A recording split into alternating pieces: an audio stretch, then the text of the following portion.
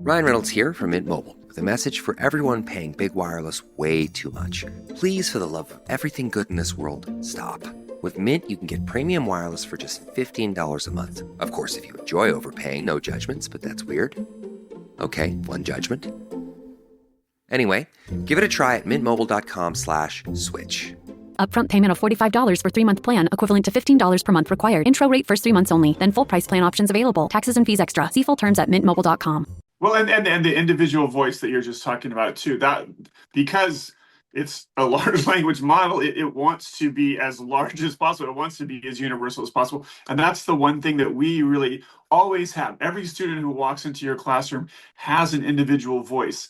And it's cultivating that, again, as you're saying, even if that includes some grammatical mistakes along the way, big deal. Is the person thinking on their own, and then are they expressing it in a way that is kind of inherent to who they are as a human being?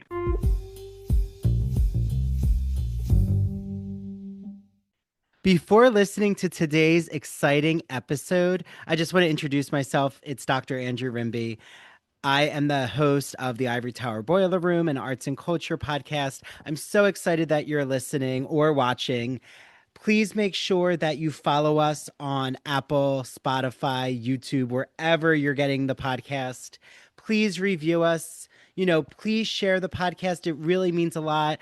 The more exposure the podcast has, the more I can book exciting guests. There's a Patreon. Ad-free episodes are on the Patreon. I also release bonus content on there.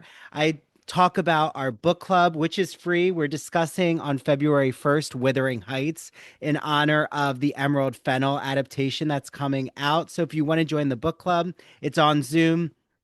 It's at 6 p.m. Eastern Standard Time. Just message me. I'll send you the Zoom link. Please make sure you're also following us on social media. We have a new TikTok account. It's Dr.Andrew Long story short, I think TikTok could not handle the spicy queer male content that I was putting out there. So I had to create a new TikTok. I'm going to be extra careful now. Trust me. Also Instagram, Facebook, Ivory Tower Boiler Room. I'll see you on there. And now here's today's exciting episode.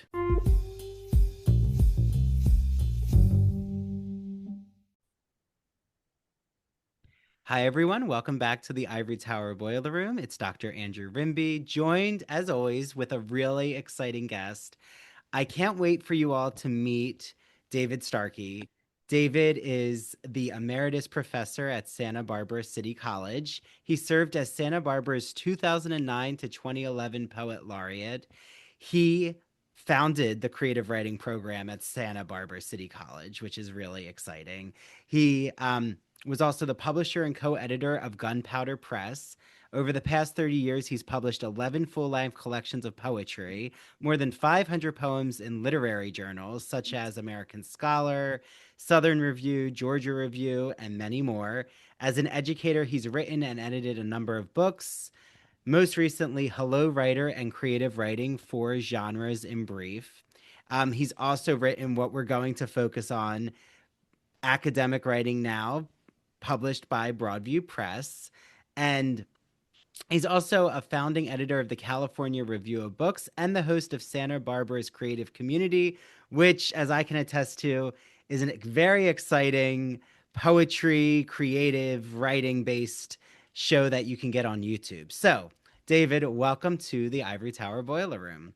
Yeah, thank you, Andrew. I'm really excited to be here. So, I'm really interested. How did this idea of compiling an academic writing textbook come to be with Broadview Press? Yeah, I wrote a pretty successful creative writing textbook for St. Martin's, Bedford St. Martin's, in the early 2000s, called Creative Writing, 4 Genres in Brief. And the idea was that I started off my career, I was teaching first in rural South Carolina at Francis Marion University in Florence. And then I got a job in suburban Chicago. And then I moved out here to get married to my wife in California, which is also my home state. And I started teaching at a community college. and those experiences were really different for me, and I realized that community college students could benefit from really kind of explicit instruction. That it wasn't useful just to make kind of generalizations and bromides. You had to say, more or less, do this, don't do that. And obviously there are a million exceptions, but to have some sort of guidance like that. So I did that in the creative writing textbook. And then I realized that there wasn't quite a composition textbook that fit that same pattern. And since most of my load was teaching composition, I just came up with academic writing now. My wife, Sandy, was a big help. Been teaching at the community college longer than I have, with a lot of ideas. And it just seemed to work for a lot of people. It's short, it's cheap, and I think it's to the point. I try not to waste anybody's time. I try not to go off in any crazy directions that aren't helpful to a student. Yeah, well, our romantic partners are always, I mean, my fiance, he listens to so many teaching strategies, and sometimes I'm like, okay, wait, this is, you know, we Yeah, were recently enough's talking enough. Yeah. about, yeah, the nostalgia of Blockbuster and video stores, and I have this whole mission that I want to bring back video stores just because I feel like I keep canceling all these streaming services because the bill just keeps going up. I And I know. was like, let me just get DVDs from the library. And then why don't we have video stores? But then I ended up talking about academic politics. And I was like, he's like, well, how did we get Yeah, here? right, And I'm like, oh no. Like I gotta put the boundaries. But yeah, like the Victorian couples and all of the editing that like the wives would do, that's a whole, interesting topic. But Well, yeah, so my wife taught at the same place, so would have this totally the same set of references, same group of students, the same colleagues and stuff like that. But my skills are as a writer at taking things in the air and putting them onto the page. So I can't say that she didn't do any editing or writing of my yeah, book, well, and but I'm thinking she of the was famous example of Mary Shelley and Percy right, Shelley. right, right, And like who came up with Frankenstein, which is, right. I think it's Mary Shelley, but Right. that's just because I want to give, the female creative entity Absolutely. credit. Absolutely. Yeah, no, Um, I make yeah. full credit to my wife. I love it. So it's interesting, like the experiences. I'm curious about. I actually know Florence, South Carolina, and the only reason I know it is because um, it's like a stop if you're going from Myrtle like the Beach, yeah. Northeast to Yeah. Florida. Oh, It's right, yeah, also like in on the 95, middle. yes, Yeah, right. yeah, yeah. And it's like near, I think, south of the border. If I'm, It's about 40 miles south of the border, yeah, yeah. which is a very interesting place. Right. And there should be an ethnographic study of, you know, the how Mexican culture is appropriated there. But Yeah, that's a right. whole other. That's a It's whole such nother an episode. interesting. Yeah, it needs a lot of dissection. But how was it like being, say, in more like that southern atmosphere of Florence, South Carolina, to then like jumping to, you said Detroit or Chicago? Chicago, yeah. Chicago, okay. Yeah. To Chicago and then eventually Santa Barbara. Like, did you feel that the atmosphere of the states also influenced the way you were teaching writing? Oh, absolutely. Yeah. So, I was born and raised in Sacramento, California, but my parents were from the South and they were both public school teachers. So every summer they would take my sister and I Mhm. back home for the entire summer. So I spent all my summers growing up in Beaumont, Texas, and Lake Charles, Louisiana. So the South wasn't foreign to me in that regard. I had, and then I got my MFA at Louisiana State University. So that part wasn't different, except the way that I was treated, I think was different. So I could come on with a little Southern accent every once in a while when I'm talking, but I sound like a Californian to someone who lives in South Carolina. And so I think always I was kind of an outsider. And I think you can sometimes use that to your advantage, when you're teaching. I'm different from you, but maybe I have a different perspective, something that might be useful to you that you wouldn't get, just around the area. I South Carolina, Francis Marion University was pretty much an open access school. It was almost like a big community college. And so a lot of students, that was their first generation college students. Um, I think there was some fear and resentment about what was happening when your mind is changing a little bit, you're encountering new ideas.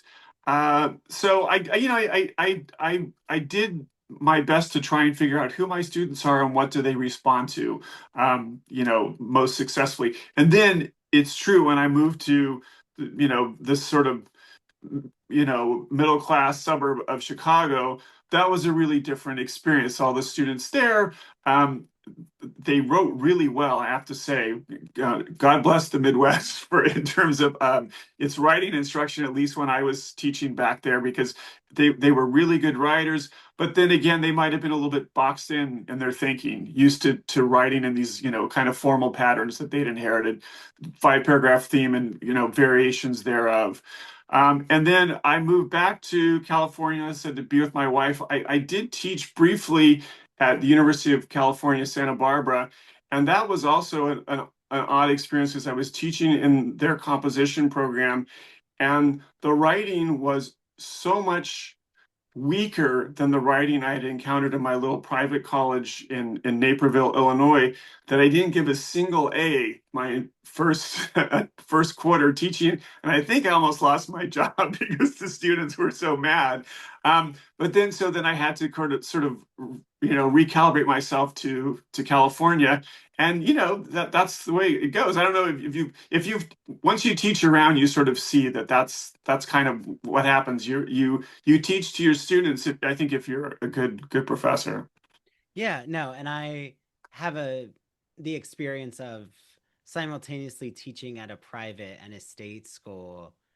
Um, well, two state schools and a private school, so I'm like jumping around. But I do think that there's an interesting um element that happens in the art of writing, which is, like you've said, I love when students start to really take control of, like, first their intellectual thoughts and then like the ability to transcend Mhm. like the mind's thought onto the page. And Right, I do think too, I also get students who they're very they excel at writing, but they also aren't necessarily, they're not taking creative liberty. And it's like then the job is, right, getting them to play around with their ideas and not feel that it has to be formulaic, like you said. I think right, that's what's exciting, is when you're like, you've been around so many different demographics of students and their abilities. And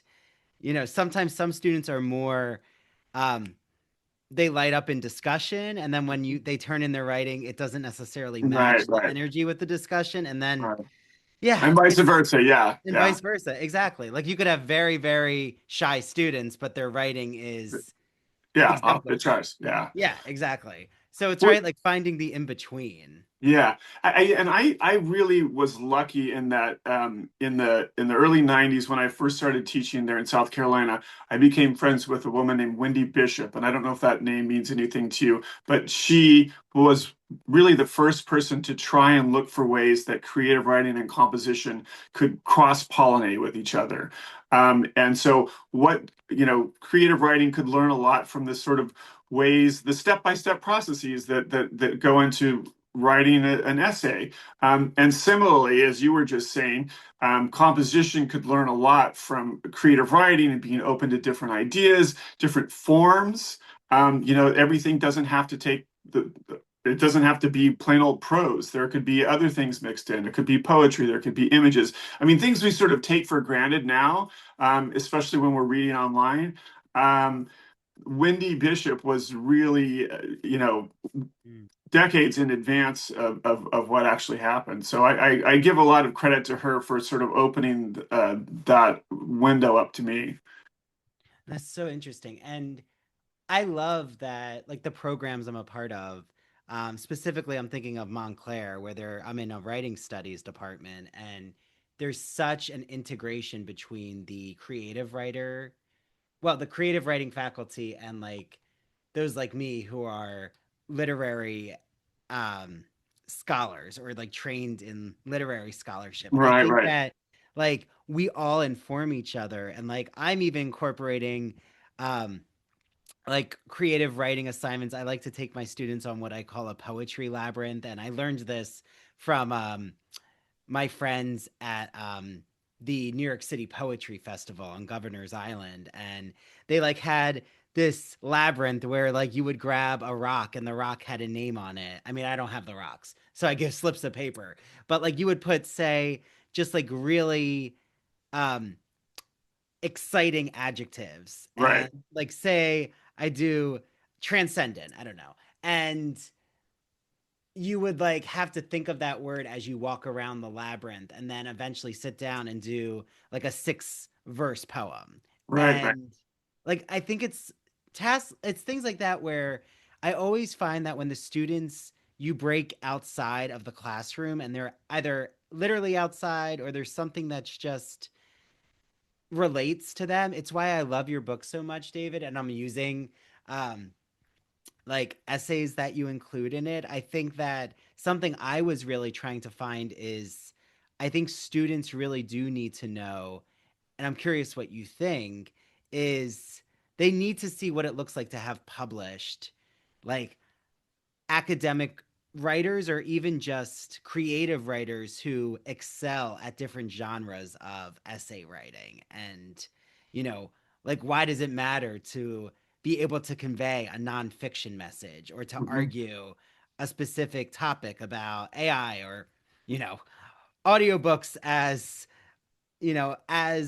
equal to reading a Right, traditional right, book, right, right, right. and like, so for you, why was it so important to have the published writers, to have like those who were recognizable names in their fields, and not just say, which is helpful, but not just have, say, student sample essay. Absolutely, yeah. Well, this is the actually academic writing now with readings is the third iteration of this book. So it was the first edition, second edition, and then Marjorie Mather, who is the editor there at Broadview Press, where the publisher, she was saying, let's put readings in there. And I thought, oh well, that's a great idea. So we talked about what might be something that would be relevant. And so I tried to do that. There's something about entertainment. There's something about artificial intelligence. There's something about college life, just things that, not to get too wide, but I always tried to find something that I could imagine a student who really put some effort into it writing themselves, if that makes sense. I didn't want to have something that's so grand, this is my fifth piece in the New Yorker or whatever it is, but like just and there's a couple of actual students in there. So it's good to see published writing, and I think it's important to see how, as you're suggesting, that's part of a conversation. Like when you have something to say, and you can say it as well as these people do, then you add something to the overall conversation. You can help persuade people of the point of view that you'd like them to adopt. I have created the most advanced AI soldier. The wait is over. Tron Ares now streaming on Disney Plus. We are looking for something you've discovered. And some of us will stop at nothing to get it. Ready? The countdown is complete. There's no going back. Our directive is clear. Hang on! Tron Ares now streaming on Disney Plus. Rated PG-13.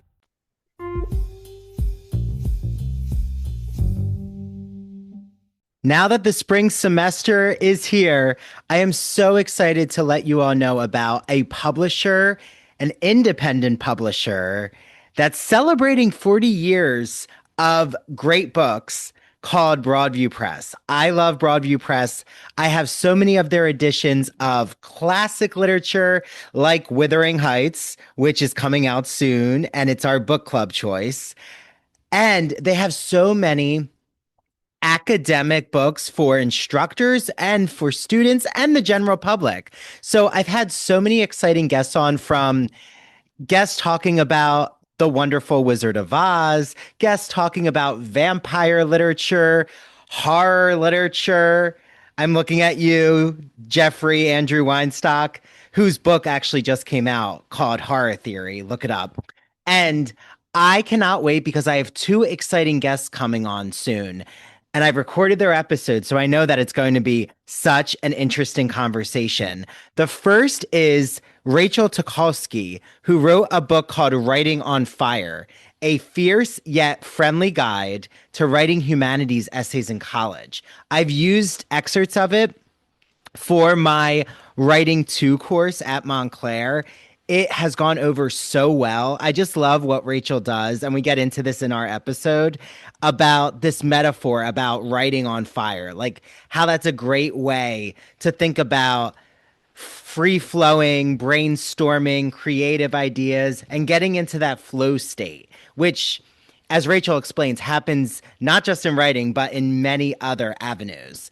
And then the other guest that I have on is David Starkey, who wrote a book called Academic Writing Now, a brief guide for busy students. It is designed to cover the basics of a college writing course in a concise, student-friendly format. Each chapter concentrates on a crucial element of composing an academic essay and is capable of being read in a single sitting, which, for a generation, myself included, I think all of us now, just consumed by digital media or just this attention grabbing technology, reading in a single sitting is definitely a plus. So head to Broadview Press, use the promo code Ivory Tower, and you'll get 20% off every single book in their collection. There's also a really cool digital library collection they have. So if you're a librarian, take a look at that. Message me. If you're a librarian, I'd be happy to show you what that new collection looks like. And I hope you all enjoy your reading.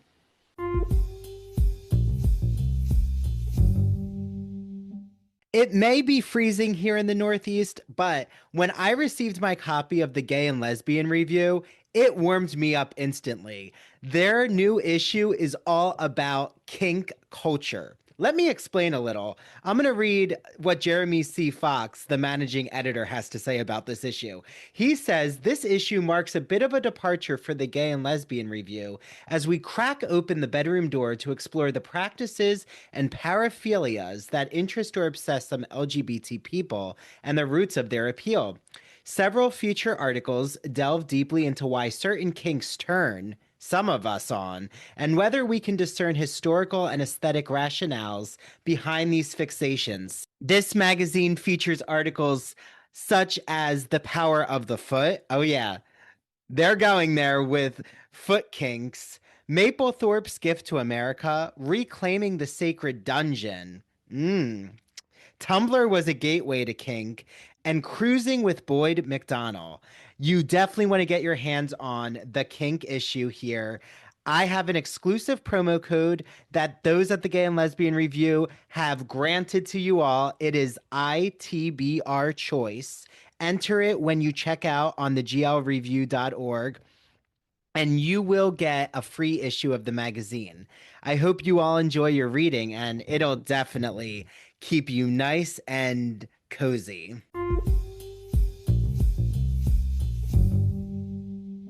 Yeah, it's not like you're throwing Stephen King's on writing, or like right. William Zinsser, or I think, is that the name of the one? Yeah. Yes, who's like, that's the prolific writing text. But yeah, like accessible, but also they can achieve and aspire to communicate ideas that way. Actually, I was just having a meeting with my students are all choosing pop culture topics for their research essays, and the one student is choosing The Real Housewives, and she didn't realize that there's actually digital media scholars who've written studies of the Real Housewives and like Right. doing anthropological analyses. And I think it's exciting when they realize that culture around us all has a way to be interpreted and have like that lens, that microscopic lens on it. And I love what you do because, like, for you, why was it so important to have exercises? Like you were kind of saying about, your students, you realized specifically at the community college level, they really did need um, a guide. Like they needed Right. something to take them through. So, yeah, what did you get Well, out of putting? yeah, I mean, I think, you can preach all day long. It doesn't really hit home until you try and do it yourself. And that's in any activity whatsoever that we humans, try and master. So I try and have a lot of small exercises so that they're low stakes. But they matter, and they can also accrete so that you can put this one together with this one, and suddenly you're having something like a paper, you know. And so I really do think it's important for students to respond to the writing that they read. I mean, I guess that goes to like the big sort of elephant in the room right now in writing instruction, which is AI. And I do have a whole section on that, but and you were making some really good points about getting students excited, taking them outside the classroom. I think that's the way to combat AI is to say, look, writing is exciting, writing is thrilling, writing is important, writing gives you agency that the computer never can, and somehow we have to just sort of create this ethical system where it's is wrong to do this, not just because you might get busted, but because it doesn't help you as a human being. It certainly doesn't help your job prospects when you go out into the world and you're asked to do some complex task that could be done by AI. Well, okay, then you don't get that job. And if you're out there and AI can't do the job because it needs some critical thinking skills that you haven't mastered yet, then you've also screwed yourself by just going the easy way out through your 4 years in college. Yeah, well, I mean, yes, to everything what you said. I think also it's so wonderful to see when students like the originality of their ideas and, you know, something I'm doing is not focusing necessarily on, like, yes, there's the revision stage, there's the feedback you give as the professor, but also not nitpicking like the grammar, where I mean every like conversation now is like really not focusing on the grammatical errors Right. anymore. But and I know there's like a debate between the traditionalists and then those who are saying, no, like their interpretation is what should be prioritized, which is kind of where I stand. Well, Like when absolutely, because they can just feed in their thing into Grammarly or whatever, and suddenly all the mistakes will be gone in a second. Yeah, I literally had a student who she just told me, she's like, "Oh, I was using Grammarly to fix mistakes, but I didn't realize I had the AI turned on. Like, can you look at this and see if you think that AI like changed the tone of my voice?" And I was like, Right. "Well, let's see like whether or not you actually have to um make substantial revisions because AI has like changed the meaning." And I Right. thought Right. that was actually I was really glad that the student was so honest about that. Yeah. Yeah. It's like my job, I say to my students, isn't to police them using AI. It's to understand, like, I don't want them to use it to write essays at all, but it's also to understand, like, what did it do? Like, using ChatGPT in the classroom, I'll do it as a way of after they've already given ideas, like, has it actually given us anything new? And a lot of it is Right. really just very general, Wikipedia style Sure. entry. Yeah. It's very universal voice. Like it doesn't sound unique. And it does help with certain things. Like I've seen my students use it for creating tasks, creating an outline, like things that are some of them use it to create a structure for studying or exercise plans. And I think Yeah, and That's it can be a interesting. great search engine, obviously, you know. Yeah. Yeah, but I do think that like when I like to show film trailers and have my students like figure out the rhetorical devices, and like I showed the new Wicked for Good trailer and they had to like figure out the credibility of Glinda and Alphaba, and like because they have to do interviews eventually, like what kind of research questions would they ask each character, like to gain more insight into their psyche. And I think that, like you said, it's in those moments where they realize that, oh, like I actually, am coming up with an angle that like an AI uh, generator isn't able to think through my creative process. Like the Right, AI right. generator is just going to find the patterns and Yeah, like come up with the most basic right. elemental questions. Well, and the individual voice that you're just talking about too, that because it's a large language model, it wants to be as large as possible. It wants to be as universal as possible. And that's the one thing that we really always have. Every student who walks into your classroom has an individual voice. And it's cultivating that, again, as you're saying, even if that includes some grammatical mistakes along the way, big deal. Mhm. Um, is the person thinking on their own, and then are they expressing it in a way that is kind of inherent to who they are as a human being? Yeah, well, and it's like we always learn from, in terms of teaching, sometimes like I'll remember my Rolodex, the professor I had who, when I handed in an exciting, in my opinion, I had such an exciting literary analysis composition essay about, I don't know, some short story I was really invested in at the time. And I just remember I got a B because I messed up one of the citations in the work cited, and that's what he circled. And I was like, well, you know, I always say to my students that example because I'm like, yes, there's going to be some faculty where, just because of time and grading, they're Right. looking for certain things. And at other times, like what is more important, in my opinion, is how they actually provide evidence for their interpretation. Like, backing, using direct quotes, using the sources. Like you said, when they graduate, what an employer really wants to know is how they're able to synthesize information, where they can go for research sources, how they can fact check and make sure it's verified. Like all of that is more important, in my opinion, than formatting. Like Mhm. formatting, you could easily fix. Right, And, right. it's kind of, I was mentioning to you that um, before our conversation, I had the pleasure to talk to Rachel Tchaikovsky about her book Writing on Fire, also by Broadview Press. And like she also does similar um, examples where she'll have excerpts from a short story or poetry or even social media. Like she has done a lot with analyzing social media and interpreting it as literature, which is interesting. It really does help. Like it helps to have those, to make what could be so, like you said, abstract. Like, Yeah. right, you could teach, logos, pathos, and ethos from a really philosophical abstraction, but Right. like, That's not going to go too far.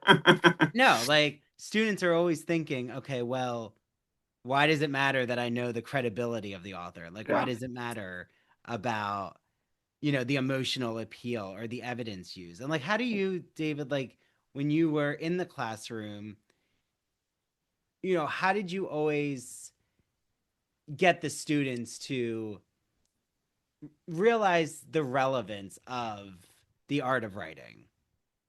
Yeah, I mean, I think a lot of that has to do with the assignment that you're giving, Mhm. to what extent does it feel relevant to the student? I always thought too that the act of a creative writing workshop or a composition workshop, that to me seemed to be something that was a really transportable skill that you're asking about relevance. So for instance, let's say we're bringing an essay, we're all looking at it, we're looking at what works well, we're looking at things that could be improved, and we're doing it in a collaborative atmosphere. We're doing it in a way, ideally, that makes the writer want to make those changes that need to be made and to feel proud of the things that they've done well. And so that's a skill that, I mean, I wish everybody on earth had. My ideal workshop in any genre was always, and is always, when you leave and everyone's looked at your piece of writing, do you want to go home and work on it because you feel excited about it? So that's what I tried to do in the classroom itself. And then, when you're, as you said, there's the element of grading, which is the hidden, onus for us writing teachers that a lot of other people don't have. If we're reading carefully, a lot of papers and responding to every sentence, my gosh, that's so time consuming that it can be kind of soul crushing in a way. I mean, that's one of the reasons that I retired, was because I did feel obliged to do the best I could to make students see why their writing was relevant, where they were doing things, that worked well. But it's just, for me, during the semester, it would take up literally every day of the week, weekends all day long. And when I wasn't teaching or in meetings, I would be grading. And I mean, I don't know that that's like an ideal life for a person to have. It's certainly exhausting.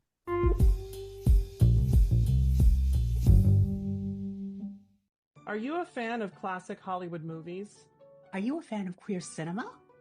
Then do we have the podcast for you. Hello, everyone. I'm Christian Garcia. And I'm Luke Del Mar. And we are your hosts of That Old Gay Classic Cinema, where we take a look at some of the greatest films of all time and analyze them through a queer theoretical lens. Let's be honest. LGBTQIA+ people have been a part of Hollywood since its inception, and this podcast celebrates those artists and entertainers of yesteryear while also taking a closer look at the queer-coded characters and stories in classic Hollywood films long before queer representation entered the mainstream. So follow us down the road of classic cinema as we give you a guide to some of the films that touched our hearts, brains, and even gave us courage to be ourselves. You can listen to That Old Gay Classic Cinema wherever you get your podcasts, and be sure to follow us on Instagram, YouTube, and TikTok. All right, listeners, we're ready for our close-up.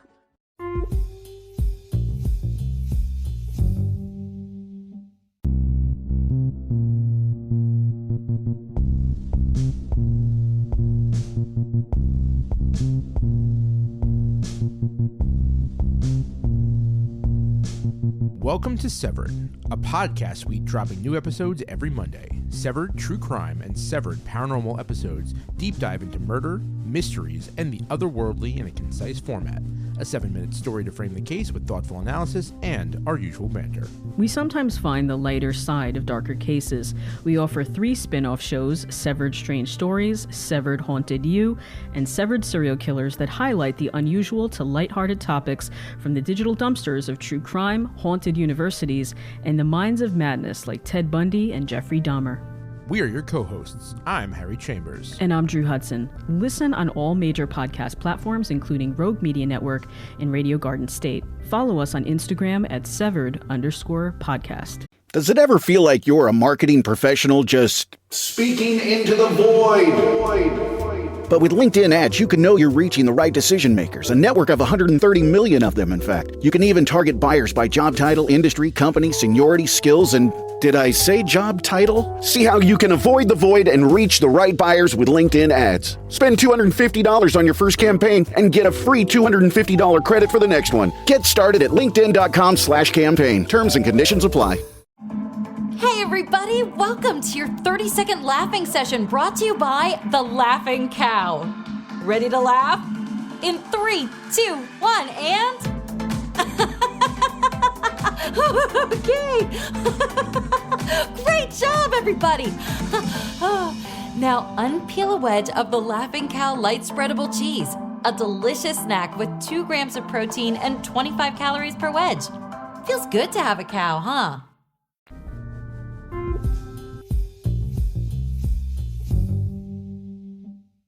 Yeah, and I think that like there's a push now for more labor-based grading. Like there's actually a meeting I missed that I'm gonna like listen to as I'm multitasking, right? As I grade.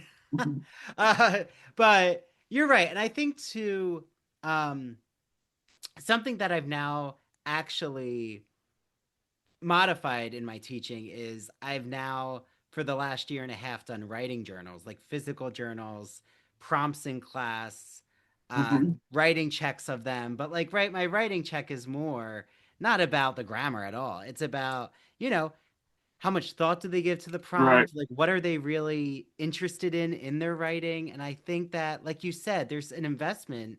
I find students, they just love that I gift them a writing journal, like a small journal. And No, it's I like, do that too. Yeah. yeah, right. And it's things like that where, they still turn in, Canvas or online assignments, but I don't need to keep assigning discussion boards. Cause like, right, they can easily, turn to AI, but they also can, I then get caught up in trying to grade all that. And it's like, maybe the method is like, okay, having some things online, but going back to that handwriting, that Absolutely. in-person Yeah. tactile, like the tactility really does matter, I think, when it comes to writing courses and collaboration, like you said. Like published writers have writing groups. Published writers all Right. look at each other's work. Like they're not in isolation. Right. Yeah, and I think that that's always an important thing to emphasize with students is that, we are not writing ourselves alone in an ivory tower. We're in the boiler room. Yeah. We need to we need to workshop ideas. And, like I always say to my students, a novel that you get from Barnes and Noble, it went through so many hands. Like that is not the first drafts, even though Joyce Carol Oates and Stephen King are prolific writers, they have a huge team behind them. Right, absolutely. So, but okay, like what did you maybe in academic writing now, David, was there something like you were especially really excited to put into your book or something that like really was inspired even by the classroom process, like that you knew you needed to have there?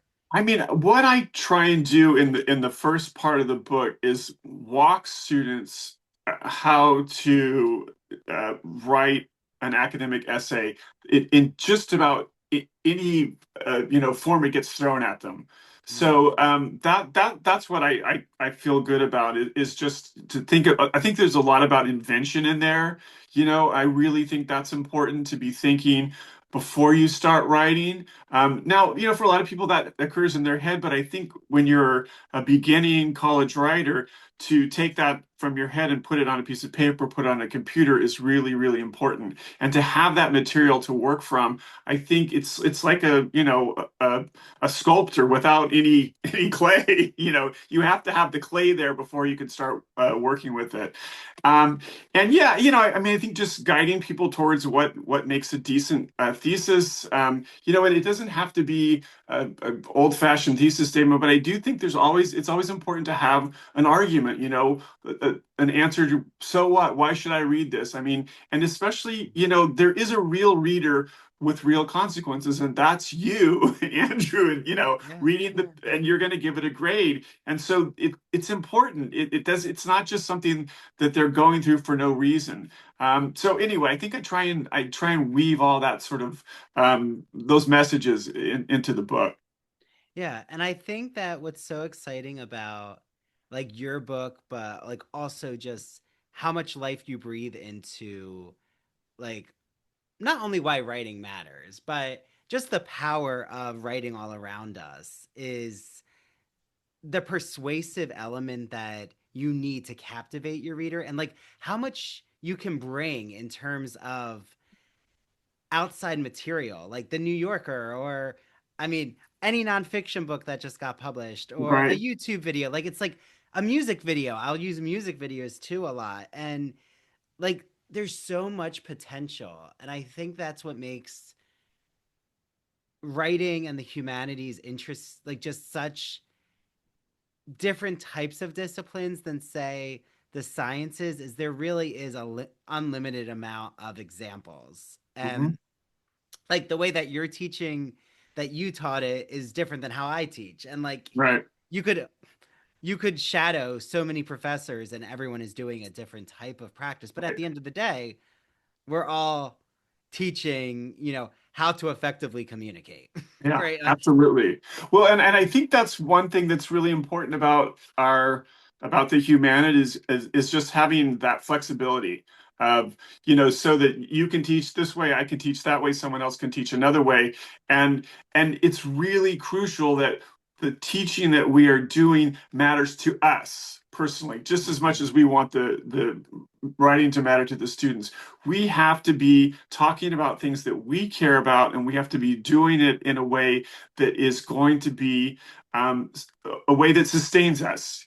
So I mean, I think as I'm a professor emeritus now, and you look back on, I've taught for 34 years, and I'm teaching now in adult education classes because I love to teach. But you look back, and it's like the moments when I was most engaged were the moments when I was doing things that felt important to me, and when I was jacked up, then I could get my students excited too. Yeah. Oh, exactly. Well, and especially for like when I teach 8 a.m. classes, I am definitely Right. passionate about what You we're got going to to be do. passionate at that 8 a.m. class. Yeah. Like I actually created a rhetorical scavenger hunt at Montclair where like my students, one of the sections was going to the library and like, finding different elements of like the genres that are at the library. They had to interview a librarian. They also had to go to the train station on campus and like time it to like interview someone coming off the train. Like I do That's great. think, I love it. Yeah. yeah, but it really does. I think they start to realize how how much there's this whole very creative process that's involved with the humanities in general. And I think, I mean, I get frustrated. I'm sure, maybe you do too, David, just, guessing with how invested you are in the pedagogy and the teaching of writing and how many years you spend in the classroom, that like the attack on humanities thinking is just, it feels so coordinated of trying to take away individual thinking and critical thinking. And it's something like I really keep just, shouting is like, we need to not only have the humanities, but you're going to have a society that is all thinking in a very Big Brother 1984 way, which I don't think anyone would be interested in watching those films or TV shows. But yeah, absolutely. No, I think you're right. I mean, I think that's something that's really important to emphasize to ourselves and to our students, is like how important this enterprise is to keeping our democracy going, to keeping free speech alive, because that is one thing that we really do emphasize in our classes is free speech. What do you have to say? I want to hear it. I may not like it, but I want to hear it. And we see now in the current administration of people being called out, canceled in this super ironic way. People who had been saying, oh, there's a cancel culture against us, canceling in ways that are just beyond belief. And I think you're right. The humanities is a bulwark against that. And you can see it being chipped away. People like Stephen Miller or whatever, they hate the humanities because it allows thinking. It allows discussion, and that was the Republican talking point for the entire Biden presidency, is that we don't have a chance to speak our mind. Well, come on. Anyway, we can spend the rest of our time on this. Well, But and it's also like interesting because you said you grew up in Beaumont, Texas, right? Well, I grew up in Sacramento, but I spent a good bit of time in Beaumont, Texas. Yeah, during my summers. The reason I bring that up is because I'm sure Beaumont is like the sight of Footloose, like Right, where right, they right. like ban dancing, and it's like this whole very repressive system. So it's just very Right. interesting because it kind of ties into attacking free speech, in their case, attacking dance. Yeah. But yeah, no, I think that the humanities, and especially seeing students weighing in on staking a claim, having an argument they're invested in. It's not up to us as the professor to, agree with them. It's up to them to make the case and to appeal, by using logic, uh, to defend whatever they're like so passionate about. And I think Right. like that is where college is supposed to be a site of, academic debate and discourse and, engaging in defending your views and also broadening your views. And yeah, I do feel like there is going to be, and maybe it's already happening, there is a backlash to this type of censorship, which is I hope like, so. you Yeah. know, educators like being even more transparent about the need to debate and what that looks like and facilitating these conversations. And it's like, well, if it continues to get chipped away at the college, there's going to be more grassroots programming or something to try Right. to counter this type of authoritarian specter around Yeah, the I mean, university. the optimistic side of me thinks it's a big country with a lot of people who Yeah. disagree with the idea of having free speech shut down because of an old doddering man who is an egomaniac. I mean, why why would you give up your right to free speech for that person? That I don't know. I can't imagine a rational person doing that. Yeah. Yeah. Yeah, me either. But yeah, the hypocrisy is very interesting. Another episode. Another No, episode. I'll That's have to right. have you back, David. I just really, when you like, we'll have to focus. You have so many interesting poetry collections, and I did want to ask you about, um, like, do you find that the way that you have taught creative writing, like, what would you say is the distinction between, say, teaching a more composition or like the genres of essays Yeah. compared to, say, teaching someone who, wants to become a published poet or a Right. published Right. short story writer or novelist? Like, how do you go about navigating that in the classroom? Well, I mean, I think, I like to explode genre conventions, but I think they're there for better or worse, especially in academia. So, um, I think that like if you go into your anthropology class and turn in a poem, you're not going to get a very good grade. And similarly, if you turn in an academic essay for a piece of creative nonfiction, that's not going to work. So, it's just simply saying these are the more or less accepted conventions in this particular type of writing, and now let's learn them, and let's break the rules as much as we want to, but first we have to sort of figure out what's going on. So I'm just teaching different conventions, but I'm always thinking about you know um, uh, what's the invention strategy? How do we get going on this? How do we collect material before we actually start writing it out? And I think so. I always felt like there was a lot of crossover between what I was doing in the two classes, even if I'm really, I mean, I'm a poet. That's my kind of where my heart is. So I probably put more passion into that, but I tried to bring some of the passion for writing into a composition classroom, full of 25 or 30 students who didn't really want to be there. and to try and make them feel as though they were, oh wait, writing is something that I can really embrace. Mm.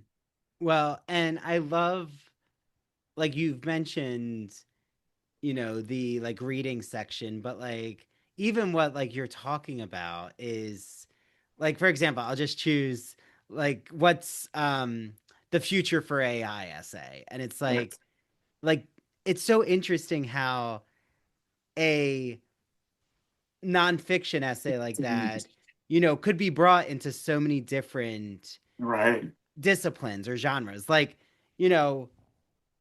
what's the future of AI? Like for an anthropologist, the way they're going to study that is like the human cultural aspect. Like then there's the ethical philosophical question that a philosopher would ask. And it's like so interesting because every discipline deals with this type of subject. Like a computer scientist deals with it, Sure. but they're doing the programming. Right. And it's just that's what I love though about like what a conversation like the pleasure I have talking with you is how much it's reminds me of like why we do what we do, which is any topic could speak to a different discipline. It's just Right. how are you Right. able to like understand like the way that Wicked, for example, could be interesting for an anthropologist, like who wants to study the land of Right. Oz, like and Right. the citizens there, right? Like if that's a real place. But yeah,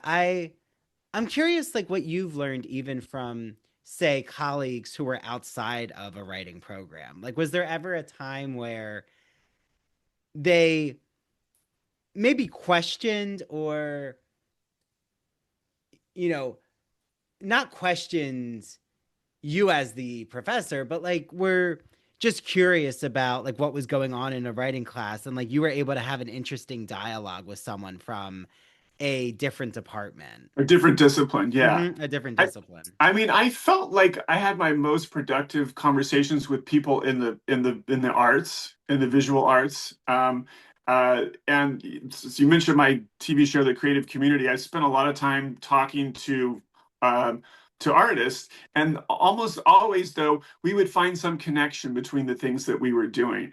So I guess that's it. These weren't people who were questioning me, but they were people who were I was finding connections with, and thinking, and it makes sense. The creativity is something that's really common to both of us, but creativity is common to any enterprise in the ivory tower. It's really crucial no matter what you're doing, and that I guess is the one thing that AI doesn't really have. It's drawing on creativity that already exists.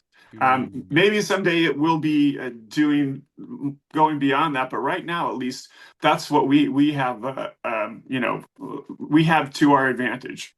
Yeah, and it like even in calculus, which is actually like a course I really did love. I mean, I do like, you know, contrary to popular belief, there are some humanities people who do enjoy mathematics. But like what I really liked is also, of course, the faculty who taught me and like the one professor I had, he like would give extra credit where you would have to do a like 2-page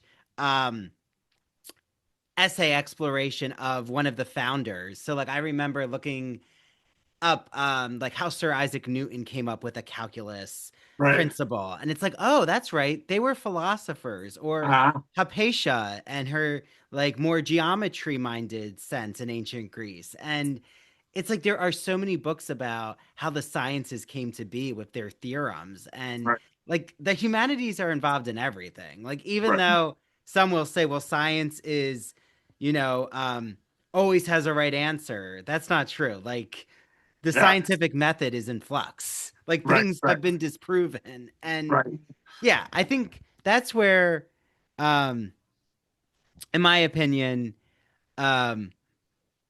what we do best is we can connect the bridges and we can convey how all of these disciplines are integrated with each other, and like that really is what the humanities are, is making things transparent, like making learning transparent. And I feel like what you do, David, is so important because like anyone who writes and reflects on their teaching practices and offers a guide, I mean, are such heroes in my book in education because like, yes, you know, the theoretical or like the peer review journals, like, yes, they're interesting, but also a lot of the times in academia, there's a lot of just like patting each other on the back of like understanding each other's jargon and language. And it's like, well,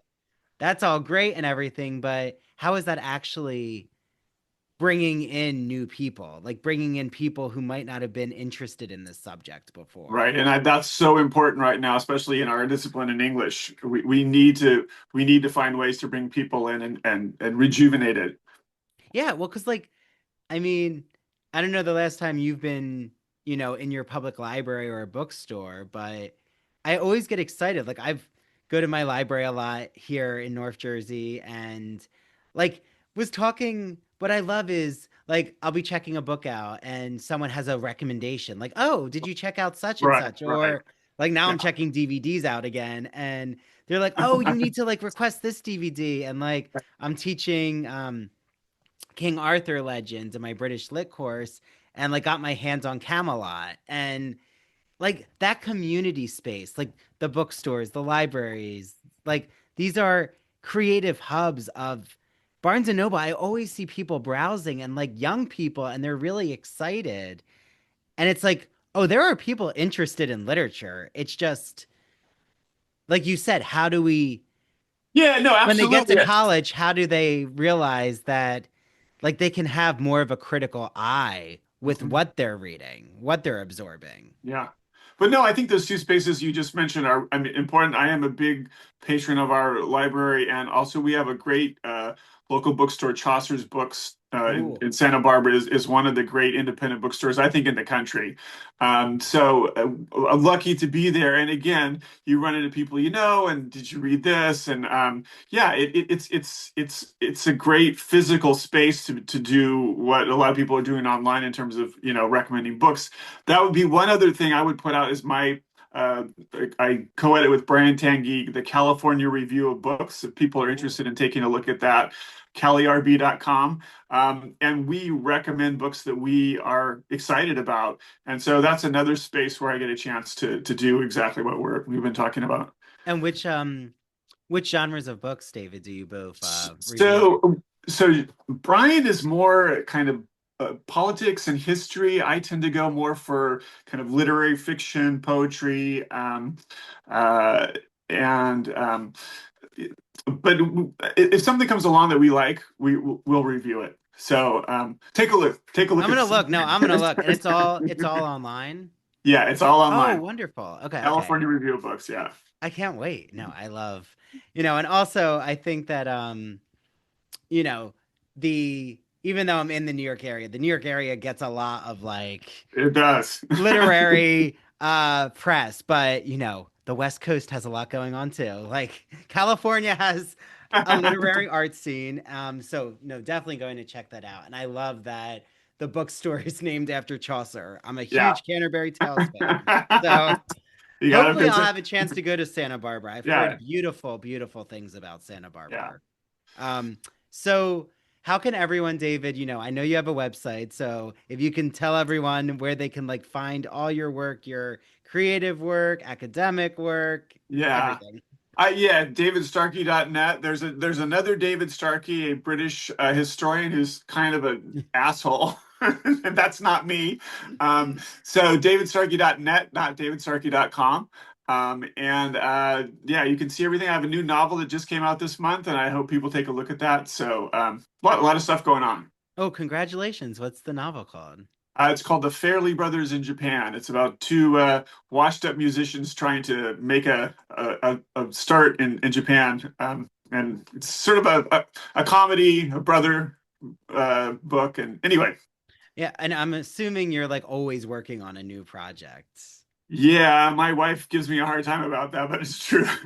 Well, hopefully, definitely, David, reach out to me. I love chatting with you. And if there's like something, a new work that you think would be an interesting topic to like bring out to the podcast listeners, I'd love to. I always love to like connecting someone's new work with like, say, a pop culture text. So like if it connects to a certain genre that like everyone's binge watching, or Let me know. Let me know. Will do.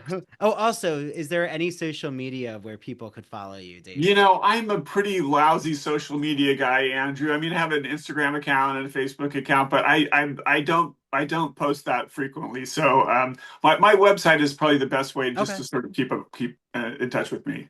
Great. Yeah. No, no shame if you're more on the Luddite side. Yeah, there you go. I'm starting to sometimes I just have to take so many social media breaks because all of the constant information is right. It causes migraines. So, that's where technology is not always a benefit. Right. But in this case, it's a benefit because I got to talk with you. So, David, it's been a pleasure. Wonderful. Thank you. Yes. And everyone, please use the promo code Ivory Tower, 20% off of David's book. It's called Academic Writing Now on Broadview.